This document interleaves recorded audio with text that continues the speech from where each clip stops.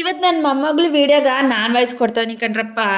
ನೋಡಿ ಪಾಪ ಅವತ್ರಂತೆ ಎದ್ದು ನನ್ನ ಮಗ ಆಫೀಸ್ ತಕ ಹೋಯ್ತದೆ, ಏನು ಹಣೆ ಬರವ ಏನೋ.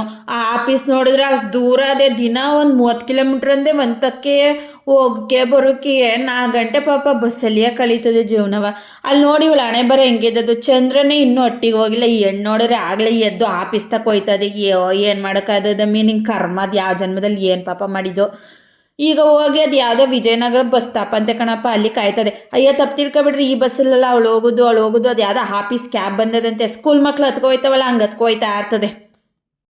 ಇದೇ ಅವಳು ಕ್ಯಾಬು. ಅಲ್ಲಿ ನೋಡಿ ಅದೇನೋ ಅದು ಮಕ ಹಂಗೆ ಮಾಡೋದು, ಹಂಗೆ ಮಾಡೋದು ನೀನು ಕ್ಯೂಟ್ ಅಂದರೆ 7:45ಗೆ ಬಂದು ಆಫೀಸ್ಗೆ ರೀಚ್ ಆದ್ಲಂತೆ ನೋಡ್ರಿ.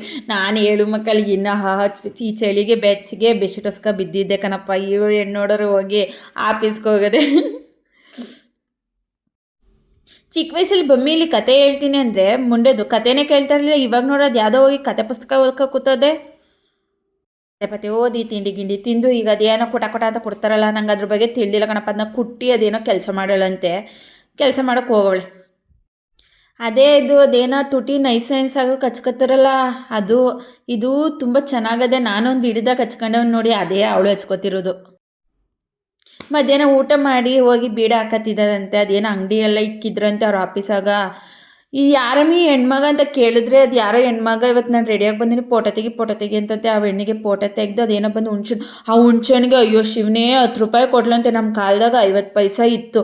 ಆಮೇಲೆ ಅಲ್ಲಿರೋ ಬರೋರ್ನೆಲ್ಲ ವೀಡಿಯೋ ಮಾಡಿ ವಿಡ್ದಾಗ ಹಾಕವಳ. ಮತ್ತು ಏನು ತಂದಿಲ್ಲ, ಸುಮ್ಮನೆ ಹೋಗಿದ್ದು ಬಂದದೆ. ಅದೇನೋ ಒಂದಕ್ಕೆ 2 ರೇಟ್ ಅಂತೆ. ಹುಣ್ಸೆಣ್ಣಿಗೆ 50 ಪೈಸೆ, ಹುಣ್ಸೆಣ್ಣಿಗೆ 10 ರೂಪಾಯಿ ತಗೊಂಡವ್ರಂತೆ. ಮತ್ತೆ ಇದೇನಮ್ಮಿ ಹೋಯ್ತಿದ್ಯಾ ಅಂತ ಹೇಳಿದ್ರೆ ಅದೇನೋ ಕಾಪಿ ಕುಡಿಬೇಕಂತಿತ್ತಂತೆ. ಅಷ್ಟೆಲ್ಲ ಹೆಣ್ಣು ಬಂದ್ಬಿಟ್ಟು ಇನ್ನೊಂದು 2 ಫೋಟೋ ಇಟ್ಕೊಡಂದಂತೆ. ಹೋಗಿ ಫೋಟೋ ಹಿಡ್ಬಿಟ್ಟು ಬಂದವಳೆ. ಅಯ್ಯೋ ಶಿವನೇ, ಮನೆ ಮುಂದೆ ರಂಗೋಲಿ ಹಾಕೊಂಡ್ರೆ ಹಾಕೋದಿಲ್ಲ, ಇದೇನಮ್ಮಿ ಲೋಡೋದ್ಮೇಲೆ ಇಷ್ಟು ಈ ಪಾಟಿ ರಂಗೋಲಿ ಬಿಟ್ಟಿದೆ.